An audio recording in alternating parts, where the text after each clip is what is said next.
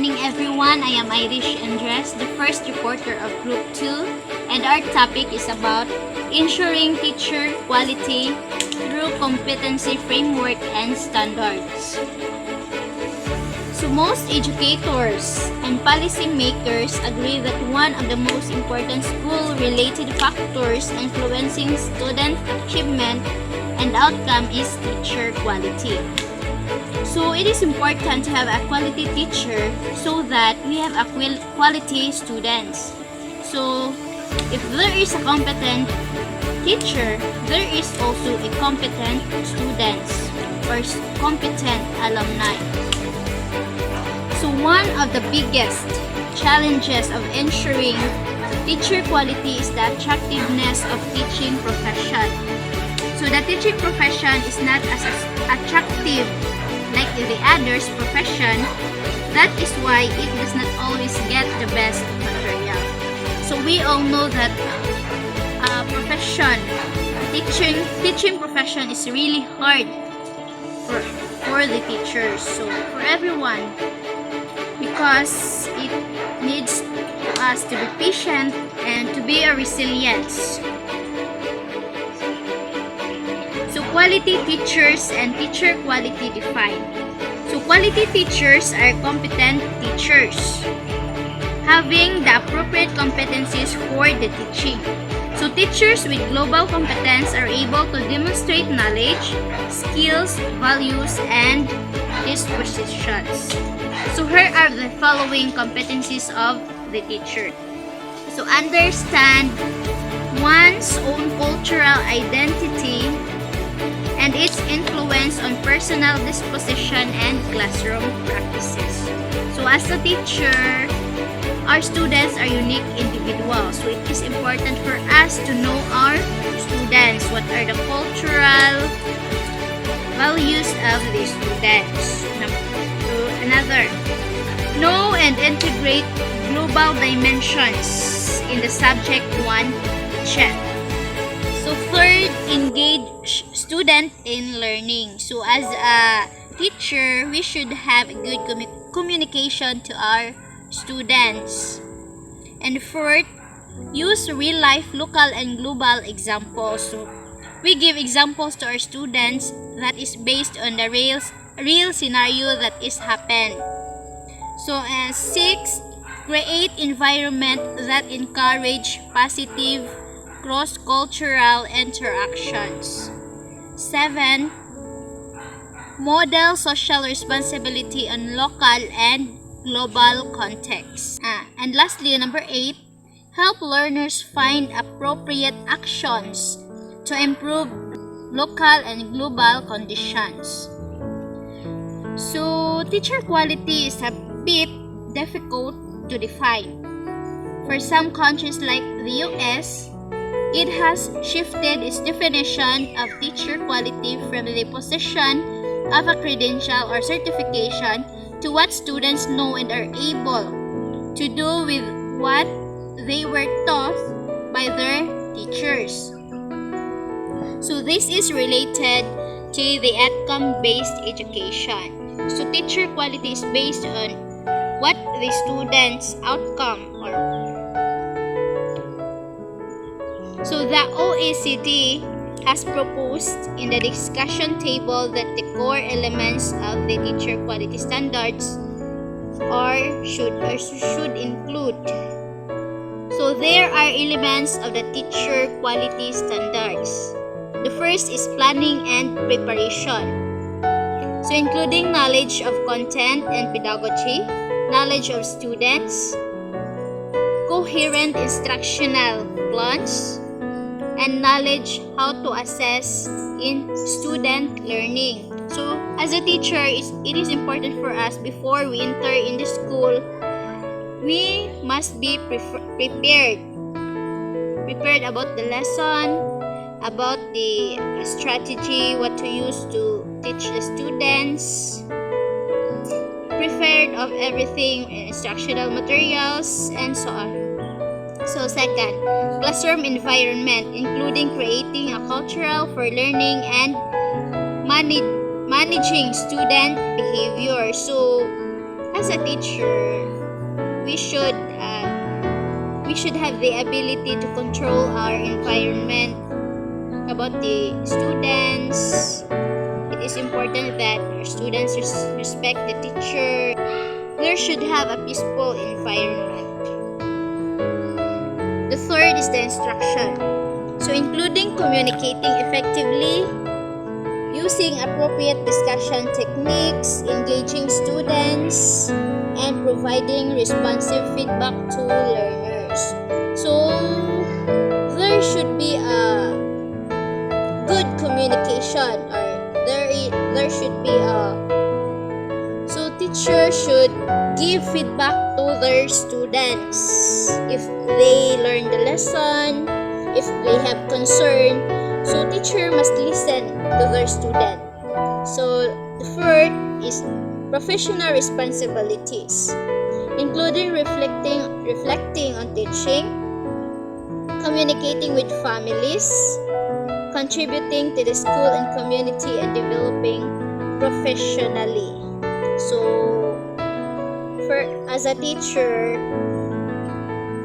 it is their responsibility to be a leader in the community and to communicate. The teacher must communicate the parents and the students about their concerns, if there is a problem with the students, and also the teacher should engage in the community activities. The competency framework for teachers in Southeast Asia. So in collaboration with Thailand's Teacher Education Council, CEAMEO Secretariat or SIMS, and the CEAMEO Regional Teacher for Education, Innovation and Technology or ENOTEC initiated the competency framework for teachers in Southeast Asia, which was developed in 2017. So the purpose was to vitalize teacher education and to promote teaching as a profession of first choice of professionalizing teachers, pre-service and in-service development using this regional competency framework as a guide.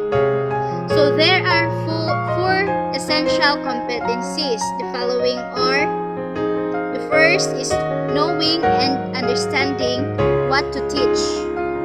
So it is the ability of the teacher to deepen and broaden their knowledge on what to teach, understand education trends, policies, and curricula, and be updated on local, national, regional, and global development.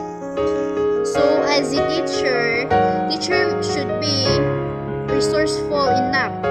So another, helping students to learn. So helping students to learn, it is the ability to know students, use the most effective teaching and learning strategies, assess and give feedback on how students learn. So for us as a teacher, it is important for us to know our students so that we may know what the best strategy or what is the best teaching method for our students that suit for our students. And the third, engaging the community. It is the ability to partner with parents and caregivers, involve the community to help students learn, and encourage respect and diversity. So another, becoming a better teacher every day. So this is the ability to know oneself and others, practice human goodness, and then master the teaching practice. Competency framework for teachers. So competency framework for teacher is a guide to improve teachers' performance across their region. So the first is know and understand what I teach. And in order for the teacher to teach their students to have a better outcome, it is important for the teacher to be knowledgeable enough with the lesson. So teacher must know the lesson and what is the best instructional materials she or he used to have a better outcomes. So, deepen and broaden my knowledge on what I teach. So, it is important for us to be resourceful enough in delivering our knowledge to the students. So, another, understand education trends, policies, and curricula. We must be aware what are the education trends, policies, and curricula. Keep myself updated on local, national, regional, and global developments. Awareness. So it is important for us to be aware of what is happening in our country, to the other countries, what are the daily news. It is important for us to be aware of what is happening around us. So the second, another competency framework for teachers, help my student learn. So know my student. So first, know my student. So it is important for us to know our students because our students are unique individual. They have different families with different cultures, with different problems, different attitudes. That's why for us, it is important to know our students. Another, use the most effective teaching and learning strategy. So in order for our students to learn the lesson that we deliver, it is important to use effective strategy. We use strategy that suit for the students' capacity. So another is assess and give feedback on how my students learn. So after delivering the lesson, it is important to ask the students if they learned the lesson.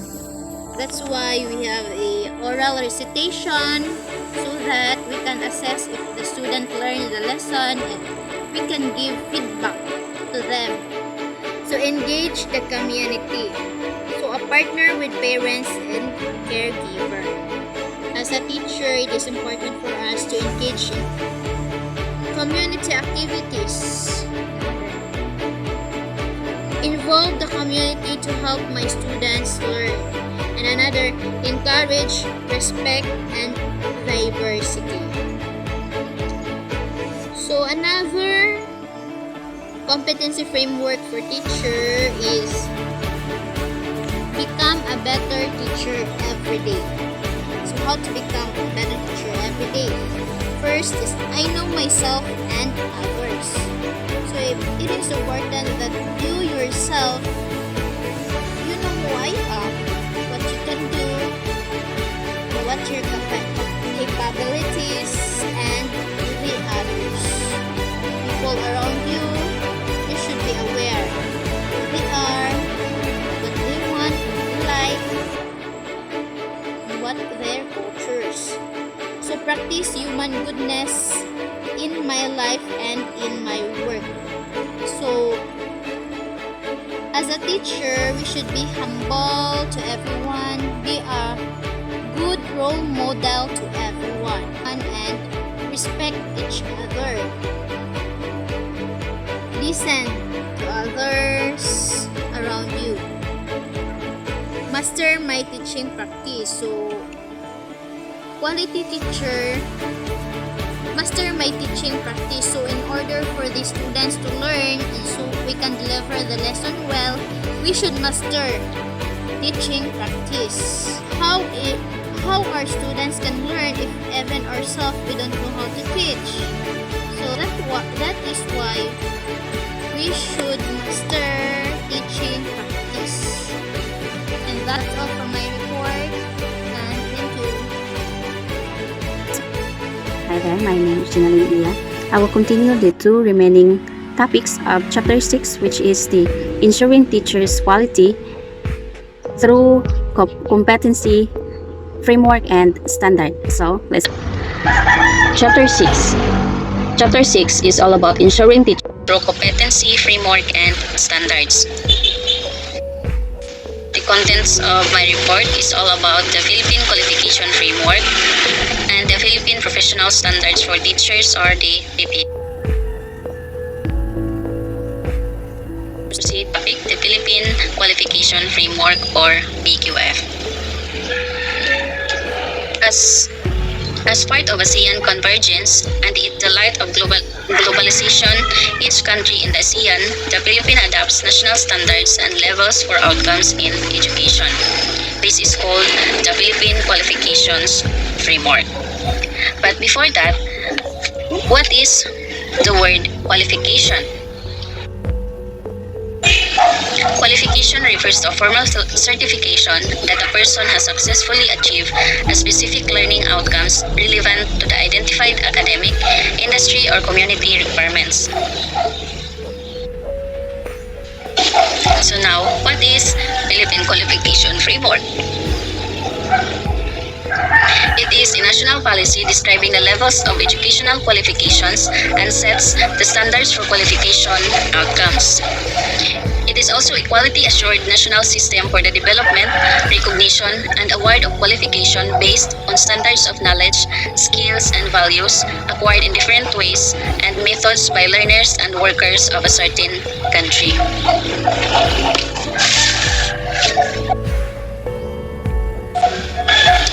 I have here the picture that explains the Philippine Qualifications Framework, or the level 6 of outcomes and descriptors. In basic education, grade 10 is in level 1, grade 12 is in level 2. The technical education and skills development, or TESTA, subsystem courses national certificate, or INSI 1 through INSI 4, corresponding to the first 4 levels, while the Commission on Higher Education subsystem covers baccalaureate.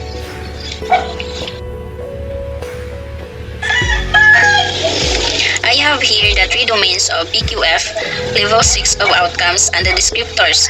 The first domain is knowledge, skills, and values. The second is the application. Third is the degree of independence. For example, in level 1, the qualification type of level 1 is the National Certificate 1. And the Domain 1, which is the knowledge, skills, and values, it says that knowledge and skills that are manual or concrete or practical and are operational in focus. In the application, applied in activities that are set in a limited range of highly familiar and predictable context, involve straightforward, routine issues which are addressed by following set rules and guidelines. In degree independence, in conditions where there is very close support, guidance, or supervisor, minimum judgment or discretion is needed. I will not discuss any further about this because it is too long. I will just provide in my hand. So now, let's proceed to the PQF legal basis. Philippine Qualification Framework was established through an Executive Order number 83 in 2012, and it was passed into a law through the Republic Act number 10968 in 2018. An act institutionalizing the Philippine Qualification Framework, establishing the PQF, National Coordinating Council, and appropriating funds therefore. What are the objectives of Philippine Qualification Framework? First, to establish national standards and levels for outcomes for education and training, skills, and competencies. Second, to support the development and maintenance of pathways and equivalencies, which provides access to qualifications and assist people to move easily and readily between the different E&T sectors and between these sectors and the labor market. Now, what are the benefits of the Philippine Qualification Framework? First, for the person, encourages lifelong learning, allowing the person to start at the level that suits him and then build up his qualifications as his needs and interests develop and change over time. Certificates and licenses recognized by the government. Second is 4 years. Assure that standard and qualifications are consistent to jobs. Third, for education and training providers. Ensure the transparency in training provision, conformance to standards, and preciseness of accountability for learning outcomes. Last one is for the authorities. It provides the standards, taxonomy, and typology of qualifications as basis for granting approvals to providers and stakeholders. That's end my report of the first topic, and let's begin to my second topic, which is Philippines Professional Standards for Teachers, or the PPST.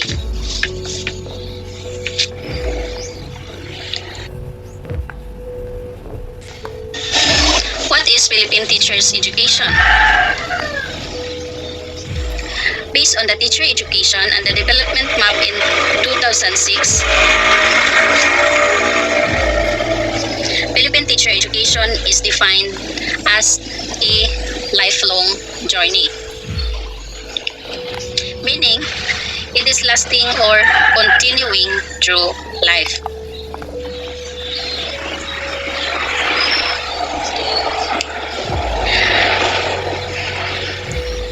So starting for the entry to the basic education in the DepEd, where definitely all of us undergone.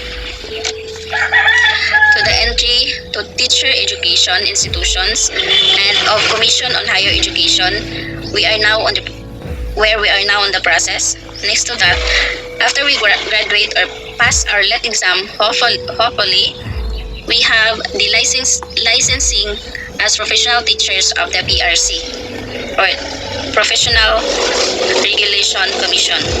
Lastly, after having our license, we are now ready to employment to the Department of Education with attestation of civil service for the private basic education.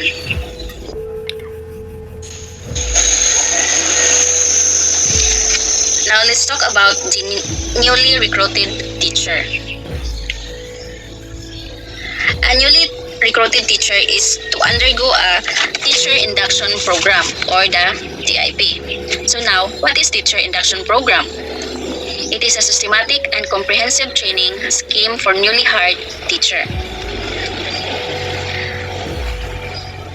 It is led by the Teacher Education Council, and as for the private, we have the Private Education Assistance, or the PAAC.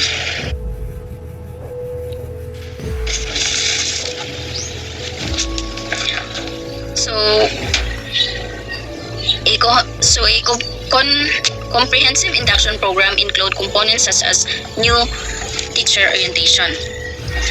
As for the professional teacher, since learning is an ending process, the teacher continue the professional development for training by the duly authorized services provided of the PRC.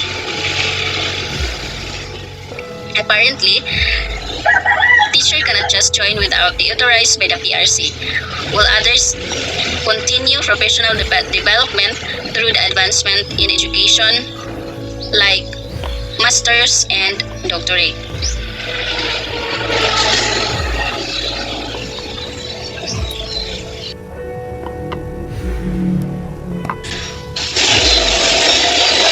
Professional development continues until the person retires from the employment or continues to practice the profession into another capacity.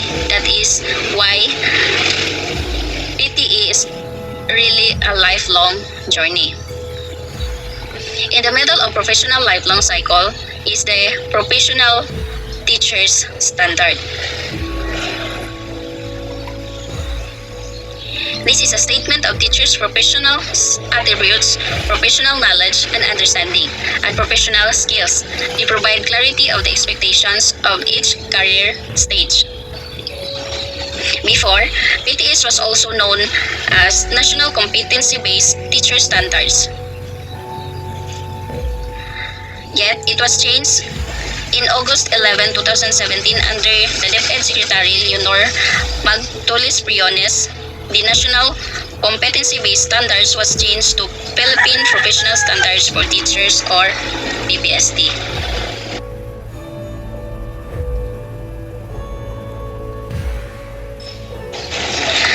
Philippine Professional Standards for Teachers. DepEd Order 42 Series of 2017.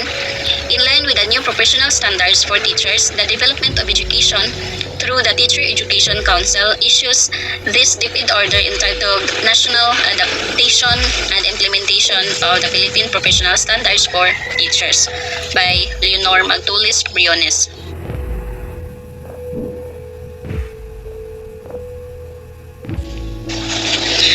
Now, maybe some of you may ask, why change it to PPST?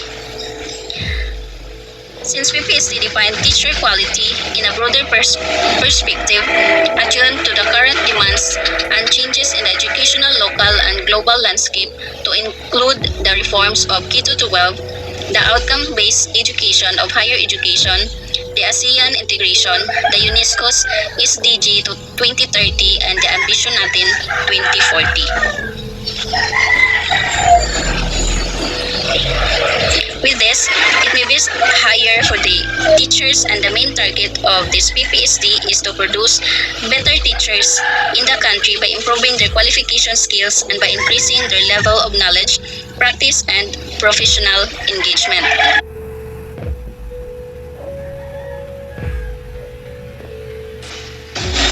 The PPST basically aims to, first, to set the clear expectation of teachers along well-defined career stages of professional development from beginning to distinguished practice.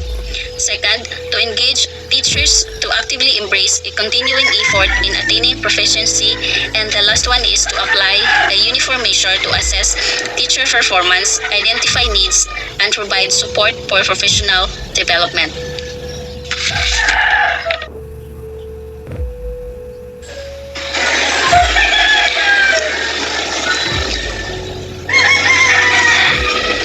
Professional standards for teachers. It has 7 domains and 37 strands.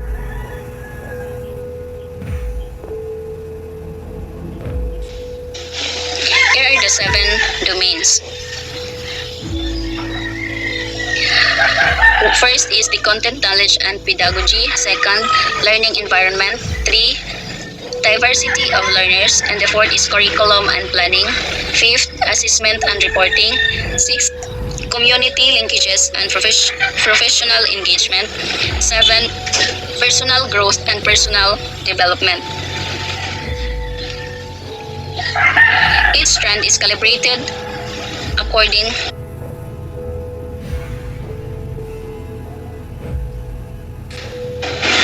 career stages.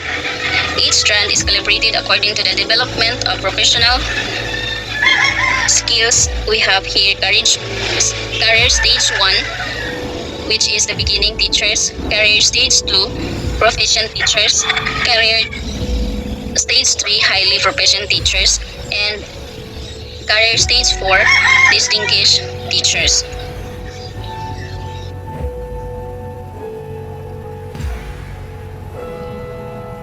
So, in career stage 1, which is the beginning teachers, this gains the qualifications recognized for entry into the teacher profession.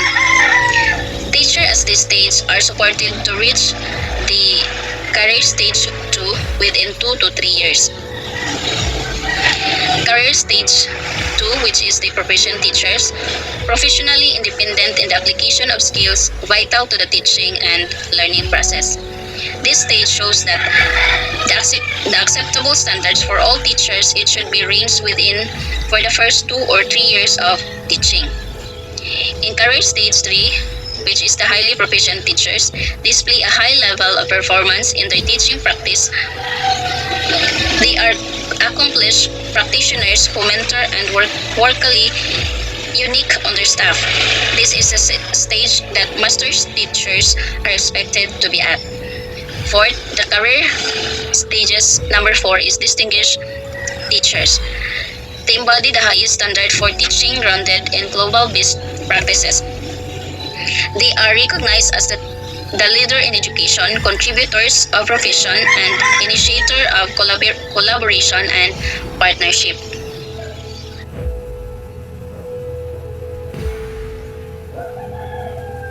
Importance of career stages. The description of standard at different career stages provides a framework for the teacher development continuum, OECD 205. Anchored on the principle of lifelong learning, the PPSC recognized the significance of a standard framework that articulates developmental progression as teachers develop, refine their practice, and respond to the complexities of educational reforms.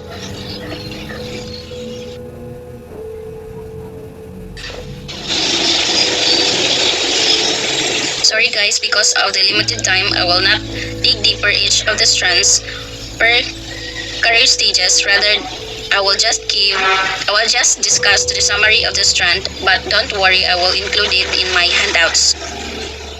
So let's start with the domain 1. Domain 1 is a content knowledge, and pedagogy is composed of 7 strands. Content knowledge. The first one is content knowledge, and it is application with and across curriculum areas. Second, research-based knowledge and principles of teaching and learning. The third is positive use of ICT. Fourth, strategies for promoting literacy and numeracy. Fifth, strategies for developing critical and creative thinking as well as other higher order thinking skills. The sixth, mother tongue, Filipino and English in teaching and learning. The last of 7 strands, classroom or communication strategies.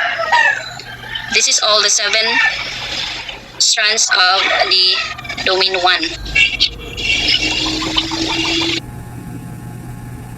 The domain 2, learning environment. It consists of 6 strands. First is the learner safety and security. Second, fair learning environment. Third, management of classroom structure and activities. Fourth, support for learner participation. Fifth, promotion of purposive learning.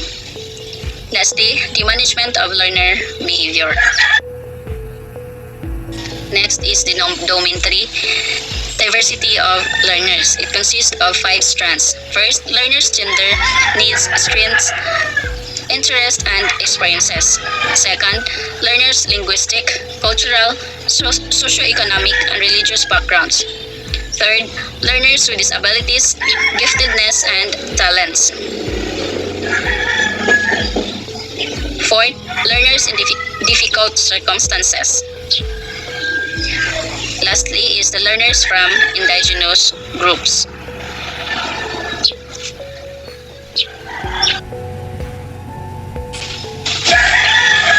The domain 4, curriculum and planning.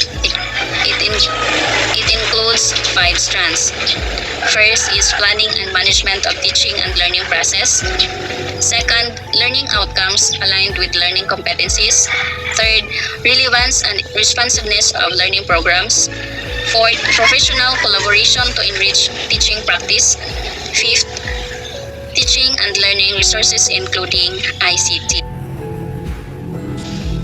In the 5th domain, assessment and reporting. It is composed of 5 strands. First, design, selection, organization, and utilization of assessment strategies. Second, monitoring and evaluation of learner progress and achievement. Third, feedback to improve learning. Fourth, communication of learner needs, progress, and achievement to key stakeholders. Lastly, the use of the assessment data to enhance teaching and learning practices and in domain 6, it is the community linkages and professional engagement. It consists of 4 strands. First is to establishment of learning environments that are responsive to community context. Second, engagement of parents and the wider school community in the educative process.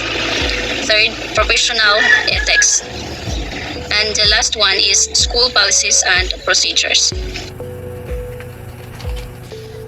And the last domain, which is the domain 7, it talks about personal growth and professional development. It consists of 5 strands. First is the philosophy of teaching. Second, dignity of teaching as a profession. Third, professional links with colleagues. Fourth, professional reflection and learning to improve practice. And lastly, professional development goals.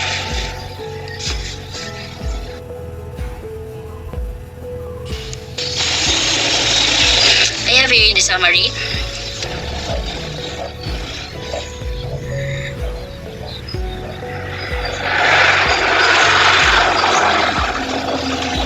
PPST targets to produce better teachers in the country by improving their qualifications, skills, and by increasing their levels of knowledge, practice, and professional engagement. The Philippine Professional Standard for Teachers, or PPST, are also in support of the Philippine Qualification Framework, which determines the qualification of any baccalaureate degree holder. The Career Path Stage 1, Beginning Teacher, is the focus of this lesson because the pre-service teacher education graduates should master the competencies that are stated in the 32 strands of the 7 domains of the standard for Filipino teachers. The competencies included in the standards are mastered by any future teacher, then quality teachers will be produced and teacher quality will be achieved. That's all my report.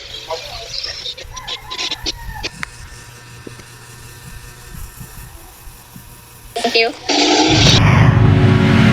Good day, I am Andalme Habines. I am the third reporter of Group 2. So let's continue. Chapter 7, Continuing Professional Development, the lifeblood of a teaching profession. What is CPD, or Continuing Professional Development? Continuing Professional Development, or CPD, is a planned, continuous, and lifelong process whereby teachers try to develop their personal and professional qualities and to improve their knowledge, skills, and practice, leading to their improvement of their agency and the development of their pupils. Why CPD is essential for professional teachers? Continuing professional development is important because it ensures you to be competent in your profession. It is an ongoing process and continues throughout a professional career. The ultimate outcome of well-planned continuing professional development is that it safeguards the public, the employer, the professional, and the professional's career. The historical and legal basis of continuing professional development in the Philippines. Even before the enactment of the CPD Act of 2016, CPD was already alluded to in the 1987 Philippine Constitution, no less than the Fundamental Law of the Land. Section 5, Paragraph 4, the states have the right of teachers to professional advancement. This means that the state shall enhance the right of teachers to professional advancement. Non-teaching academic and non-academic personnel shall enjoy the protection of the state. Other laws also cited continuing professional development as follows. Number 1, Batas Pambansa 232, the Education Act of 1982, Chapter 3, Duties and Obligations, Section 6, states as one of teachers' obligations to assume the responsibility to maintain and sustain his professional growth advancement. So this Batas Pambansa 232, the Education Act of 1982, this was an act providing for the establishment and maintenance of an integrated system of education. In accordance with Section 2, this act shall apply to and govern both formal and non-formal system in public and private schools in all levels of the entire educational system. Provided, by this act, The national development goals are as follows: to achieve and maintain an accelerating rate of economic development and social progress, to assume the maximum participation of all the people in the attainment and enjoyment of the benefits of such growth, and to achieve and strengthen national unity and consciousness and preserve, develop and promote desirable cultural, moral and spiritual values in changing world. It is also stated in Section 3 that the state shall promote the right of every individual to relevant quality education, regardless of sex, age, creed, socioeconomic status, physical and mental conditions, racial or ethnic origin, political or other affiliation. The state shall therefore promote and maintain equality of access to education as well as the benefits of education by all its citizens. Chapter 3, Duties and Obligations, Section 16, states as one of teachers' obligations to assume the responsibility to maintain and sustain his professional growth and advancement and maintain professionalism in his behavior at all times. Number 2 of the cited law, RA number 9155, an act instituting a framework of governance for basic education, establishing authority and accountability, meaning the Department of Education, Culture and Sports as the Department of Education and for other purposes, was enacted on August 11, 2001 in the enumeration of duties and functions of Secretary of Education, Section 7. This Section 7 states powers, duties, and functions. The Secretary of the Department of Education shall exercise overall authority and supervision over the operations of the department, national level. In addition to her powers under existing laws, the Secretary of Education shall have authority, accountability, and responsibility for the following: formulating national educational policies, formulating a national basic education plan, promulgating national educational standards, monitoring and assessing national learning outcomes, undertaking national educational research and studies, enhancing the employment status, professional competence, welfare, and working conditions of all personnel of the department, and enhancing the total development of learners through local and national programs and/or projects. Number 3, RA number 7836, the Teachers Professionalization Act of 1994, an act to strengthen regulation and supervision of the practice of teaching in the Philippines and prescribing a licensure examination for teachers and for other purposes. Also provided for mandatory continuing professional education or CPE, now referred to as continuing professional development or CPD, to encourage continuing professional growth and development, to provide additional basis for merit promotion. In addition to their performance rating, teachers may take an oral and written examination at least once in 5 years as basis for merit promotion. In making this examination, no fee shall be required. So it is from Section 19, Periodic Merit Examination for Teachers.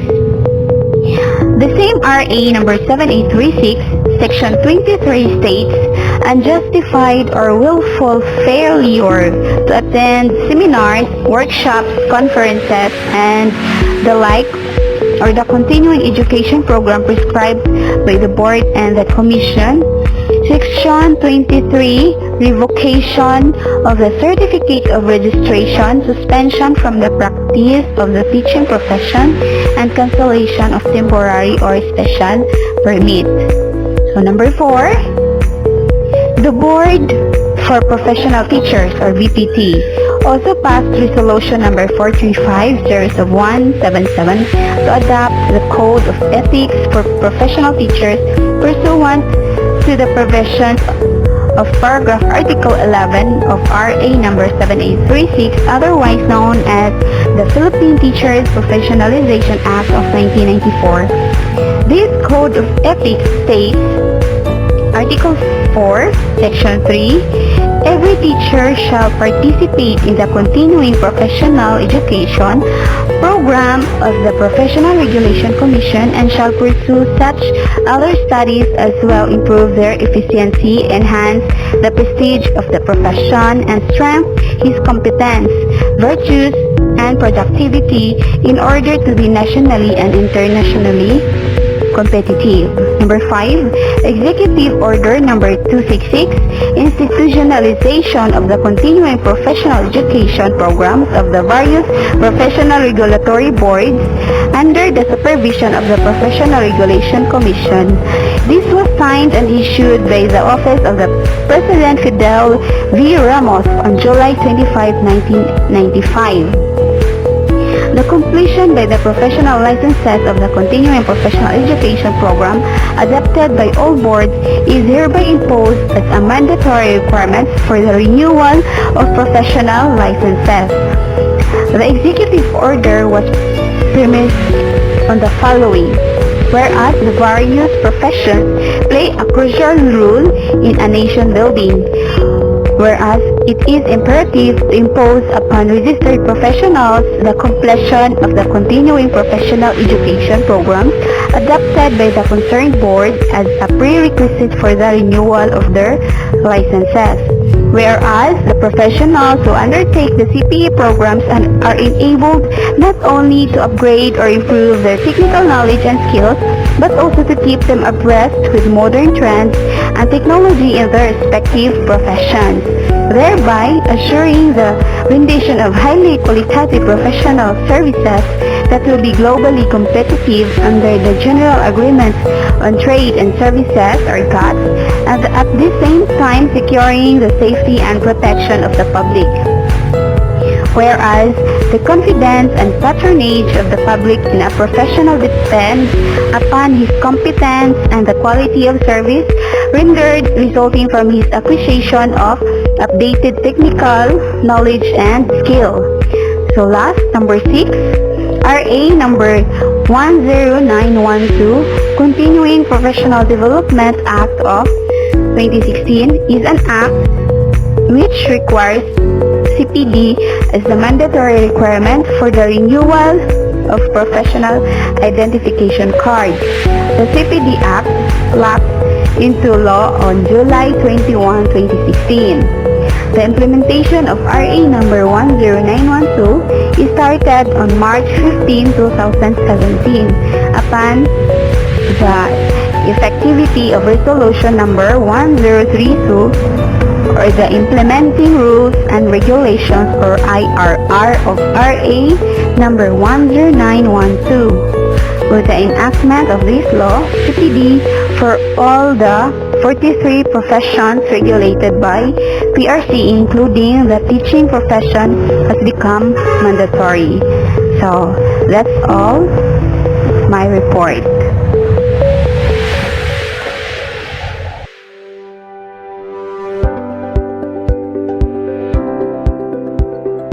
So, good day everyone, my name is Alexandria Turiti. So, continue to report. So, my assigned topic is all about the silent provisions of RE 10912, the Continuing Professional Development Act of 2016. So, a lot of questions have been raised about RE 10912, otherwise known as Continuing Professional Development Act of 2016. Meaning a teacher receives sick leave. It is claimed to be extra expense, extra effort, extra time, and when in fact it is very professional's obligation. CPD is the only way professionals can sharpen their competitive edge in an international world that has become global village. The need for CPD is heightened by Asian integrations and internalizations, which are now real. To be a professional must meet international standards. The way to go is CPD. The purposes of CPD for professionals are stated in RA 10912, Article 1, Declarations of Quality. It is hereby declared the policy of the state to promote and upgrade the practice of professions in the country. Towards this end, the state shall institute measures that will continuously improve the competence of the professionals in accordance with the international standards of practice, thereby ensuring their contribution in uplifting the general welfare, economic growth, and development of the nation.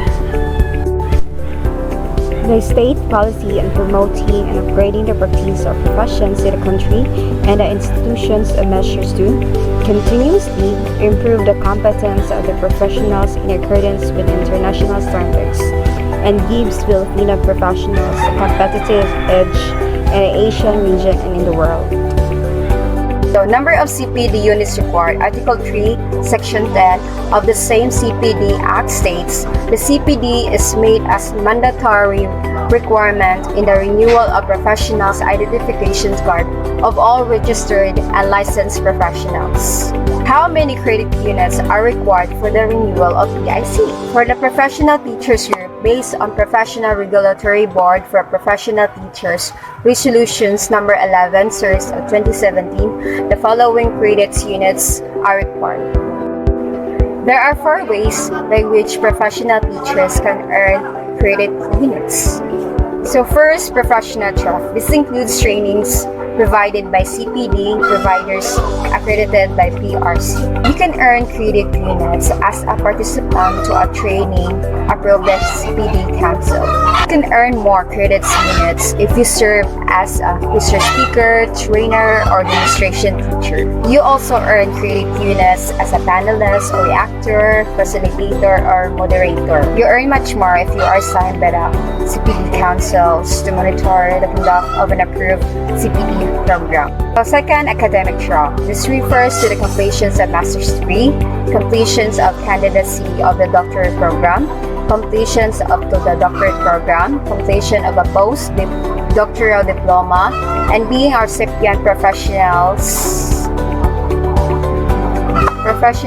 grant or fellowship grant. Take note, the only completions of master's degree is given a full credit units of 45.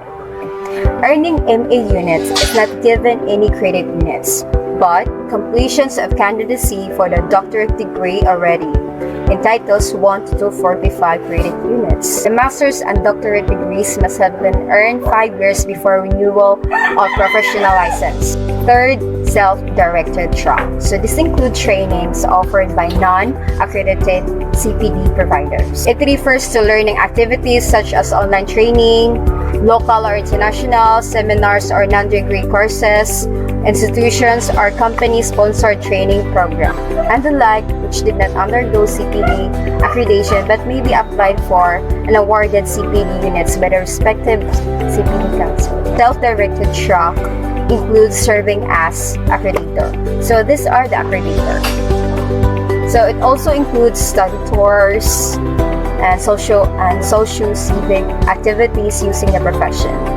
Fourth, productive scholarships. So this means that a professional teacher has developed program or training module, curriculum guide, or any other resource material. The professional teacher has written an article in a professional magazine or a technical research paper. And even better, if the technical research paper is published in a referred or peer-reviewed professional journal. Best, if the professional teachers writes a book or a monograph or comes with an inventions or creative work, the latter entitles him or her 40 to 45 credit units. Even professionals and or Lifetime Achievement Awards with a division level to regional, national, and international levels make the professional teachers earn credit units. For a specific number of credit units earned by the professional teachers per CPD activity, refer to the Professional Regulatory Board for Professional Teachers Resolution number 11 series of 2017. So thank you so much for watching. That's all my assigned topic. Mrs. Kibel will follow right away. I am the PIP reporter, Elsie Kiber, and my topic is about continuing professional development plan. Explain why CPD is necessary for professional teacher. Discuss pertinent provisions of CPD Act 2016 and others related legal documents. Commit to continuing professional development. A vision without action is a daydream. An action without a vision is a nightmare. By Unknown. Historical and legal basis of continuing professional development or CPD. Batas Pambansa 232. The Educational Act of 1982. Chapter 3, Duties and Obligation, Section 16 and 4. To assume and responsibility to maintain and sustain his professional growth and advancement. RA 9155. An act instituting a framework of governance for basic education. Framework of governance for basic education. Establishing authority and accountability. Remaining the Department of Education, Culture and Sports as the Department of Education and for other purposes. Enacted on August 11, 2011. Section 7A. In addition to his or her power under existing laws, the Secretary of Education shall have authority and responsibility among things for employment status, professional competency, welfare, working conditions. Section 7A. Consistent with the national education policies and plans and standards, the school heads shall have authority, accountability, responsibility, encouraging staff's development.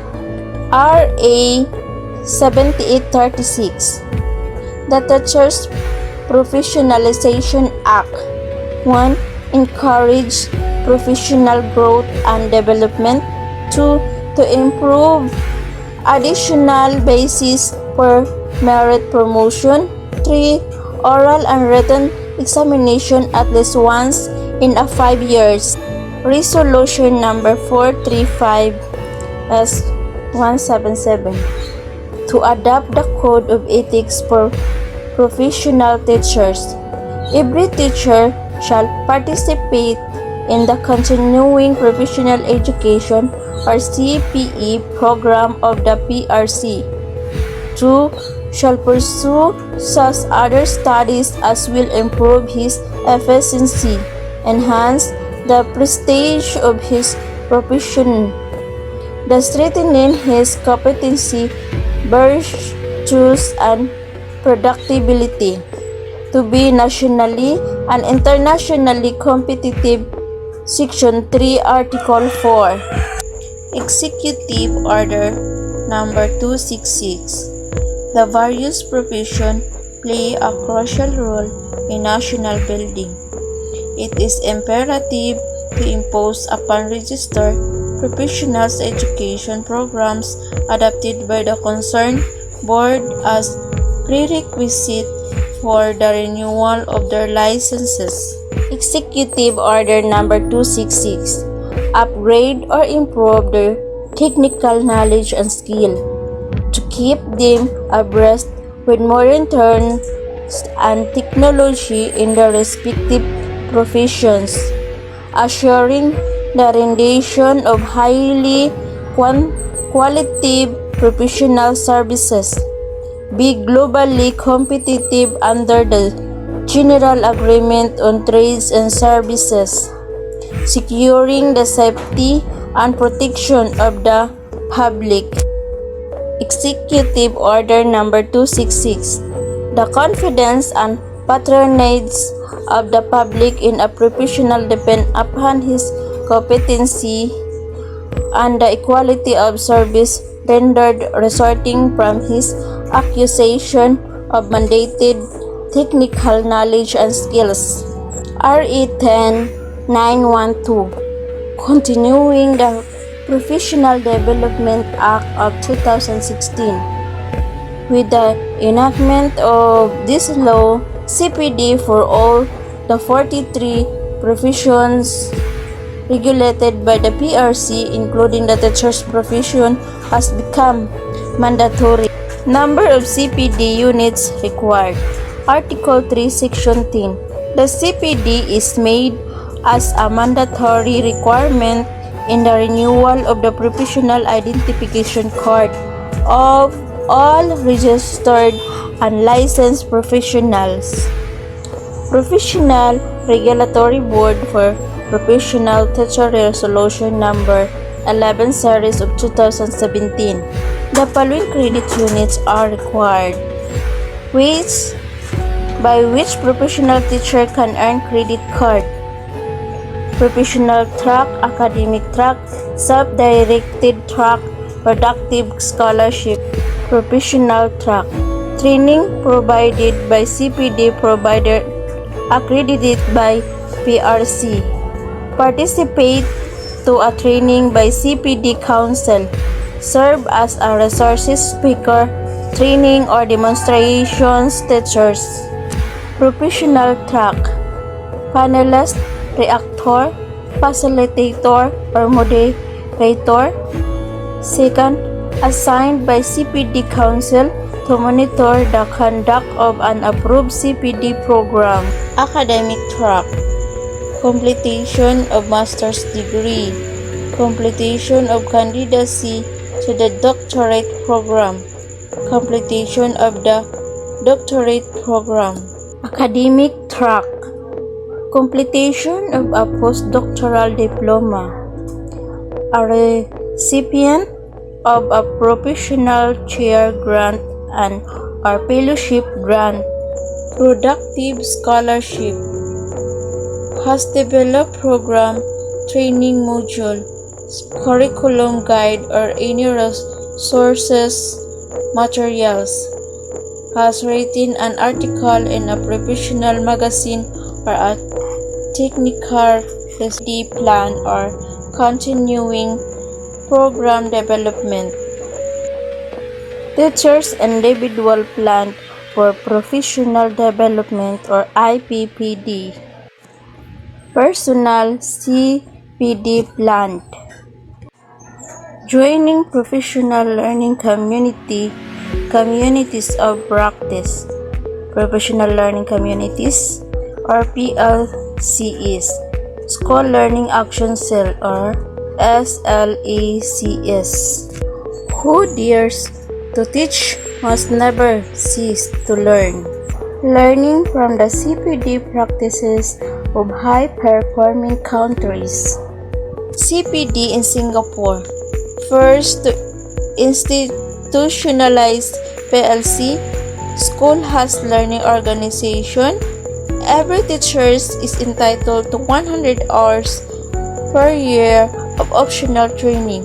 Schools are encouraged to provide teachers at least 1 hour per week to engage in PD initiatives. 4. PD Singapore has teachers, research networks, lesson study, and other forms of learning circles. Teachers' research networks. Learning communities serve as mentor to conduct and action research. Overall goal to provide teachers with resources to engage in action research. Steps: identification and definition of a problem. 2. Planning for improvement. 3. Implementation of teaching learning activities. 4. Observation of result or data collection. 5. Reflection outcomes. Lesson study. Overall goal is to foster collaborative inquiry and data-driven pedagogy. Good morning. I am Eliseo Luceriano Espino III, a BS Ed Filipino. this would be my report about the continuing professional development, or CPD, in Finland. Teacher in Finland meet one afternoon each week to jointly plan and develop curriculum. Yes, they are encouraged to work together to share materials. Meaning to say, ang mga guro sa Finland, ang mga guro sa Finland ay nagkakaroon ng pagtitipon o kakaisa sa tuwing hapon kada isang linggo para magkaroon ng plano at pag-develop sa curriculum nila para magkaroon ng pagkakaroon ng batayan, pag-encourage sa kanila para magkaroon ng sharing sa kanilang materials. Sa continuation professional development in Japan, or CPD in Japan. A CPD in Japan, which is the lesson study approach to the professional development. Also, we already know that Japan is well known for lesson study. How does Japan do the lesson study in a strategy for the professional development? Yes, of course, the description of the Japan implemented a lesson study. Every teacher periodically prepare a best possible lesson that they demonstrate strategies to achieve a specific goal. And also the student becoming an active problem solver, or a student learning from each other in a collaboration with the other college. And also a group of teachers observe while the lesson is taught and ed. So sinasabi dito, ang mga guro ay meron silang grupo upang mag-observe sa lesson na itinuturo. And they usually recorded the lesson in a number of ways, including the videotape, audio tape, and narrative or checklist observation that focus of interesting to the instructing teacher. And also in Japan, afterwards, the other group of teachers and sometimes outside educator, it discuss also the lesson strength and weakness as questions and make suggestion to improve the lesson. It also in Japan, teacher in Japan decided to theme and frequency of research lesson. Have large study groups often break up into the subgroups of 4 to 6 teachers. So nagkakaroon ang Japan ng kanilang paggagawa ng grupo 4 hanggang 6 na guro. This subgroup plan their own lesson but work towards the same goal. And teachers from all subgroups are in the comment on lesson. Also, they try to attend the lesson and make follow-up discussion. So sa kada guro, sa kada grupo ng guro ay nagkakaroon ng kanya-kanya nilang trabaho. At the same time, ang kanilang trabaho ay dapat ay meron isang layunin lamang sa bawat grupo ng guro. At nagkakaroon sila ng pagpapahayag at dumadalo rin sila at nagkakaroon din sila ng mga follow-up question at the same time discussion. Yes, for the typical lesson study is spent 10 to 15 hours of group meeting are spread over 3 to 4 weeks, while others school let out between 2 to 40 minutes and 3:45 p.m. teacher work days. Ito yung sinasabing pagka-typical na lesson study ay nagkakaroon lamang ng 10 hanggang 15 oras ang isang grupo pagkakaroon ng group meeting sa loob ng 3 to 4 weeks. Compare sa ibang school ay nagkakaroon lamang no ng per day ng 2 hours and 40 and others and 3 hours and 45 p.m. Ito yung labasan na meeting sa mga mag-aaral, no? Work days. And don't end after 5 p.m. Dito sa Pilipinas, pag nagtuturo ng mga guro, no? Ay nag-uumpisa sila sa whole day talaga. Pero labasan naman ng 4 p.m. And every teacher consult with other teachers. And let college make an observation about their classroom practice. Ang mga guro ay nagkakaroon ng pagtatanong no sa ibang guro rin kung paano nila emphasize continuous improvement and collaboration. Some teacher also give in public research. Yung mga experience nila na mga natutuklasan sa bago, sa mga na i-discuss rin sa mga mag-aaral. Which in CPD or continuing professional development in New Zealand, it was already on our topic, no? Including to the continuing the professional development. This would be the CPD in New Zealand. In New Zealand, the Ministry of Education, syempre they already have the Ministry of Education, which is as our is a DepEd, no? And CHED, give funds for 20%, yes, 20% release time for the new teachers, and 10% for the second year teachers. Yes, of course, the Ministry Education to serve other teachers, which is the mentor teachers spend time to observe, compare with the beginning teachers.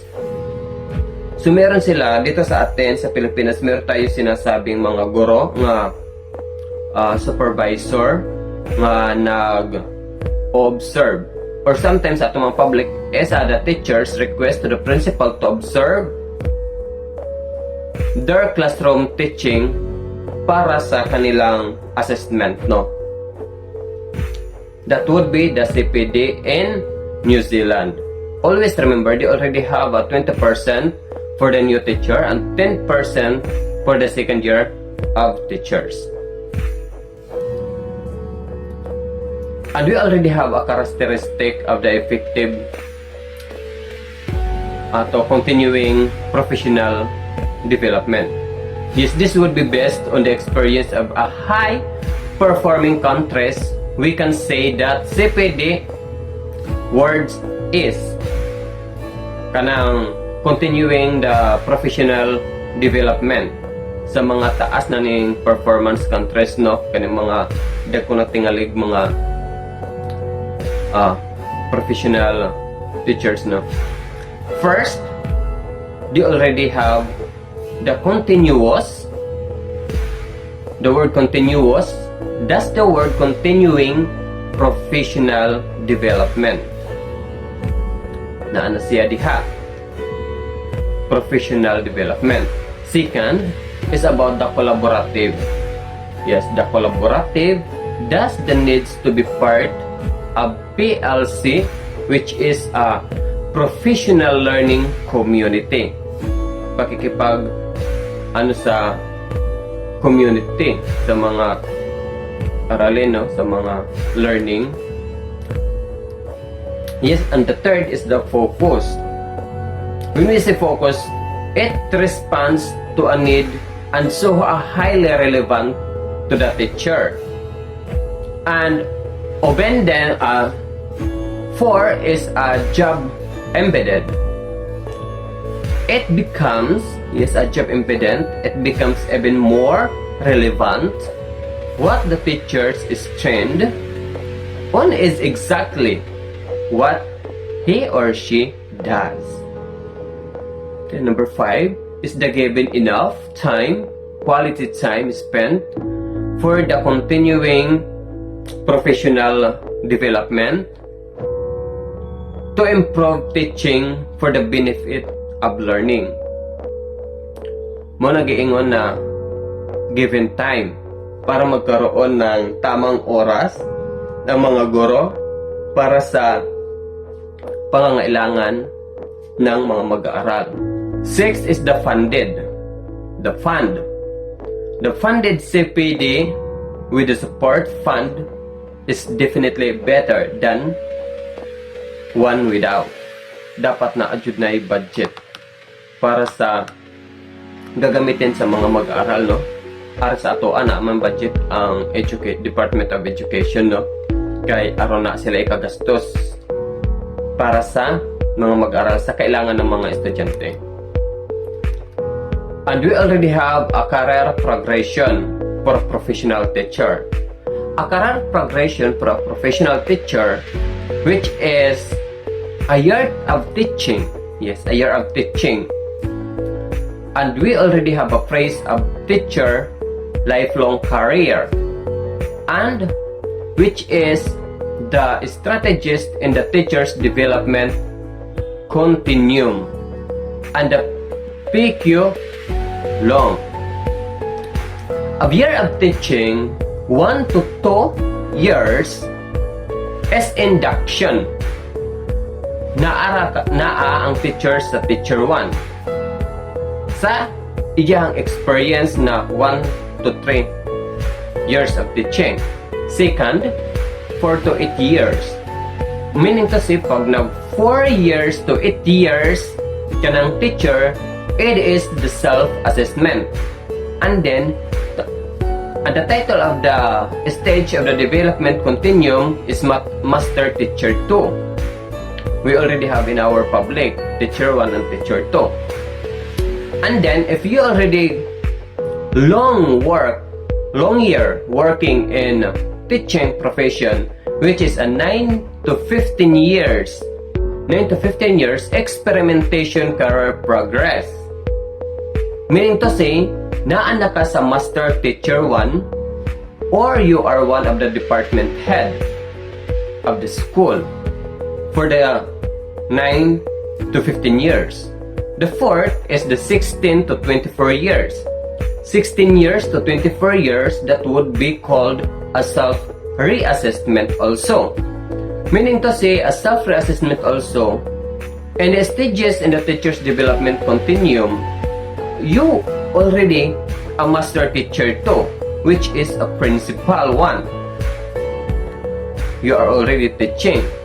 What indicate of a long term in teaching, no? 16 to 24 years. Next is the 25 years to 32 years. That would be a frustration satisfaction. You are already in a 25 to 32 years. With the process of the teacher lifelong career is a frustration satisfaction.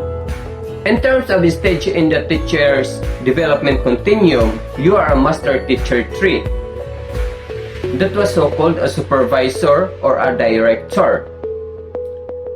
That would be a stage of the teacher's development continuum. Master Teacher 3, supervisor and director.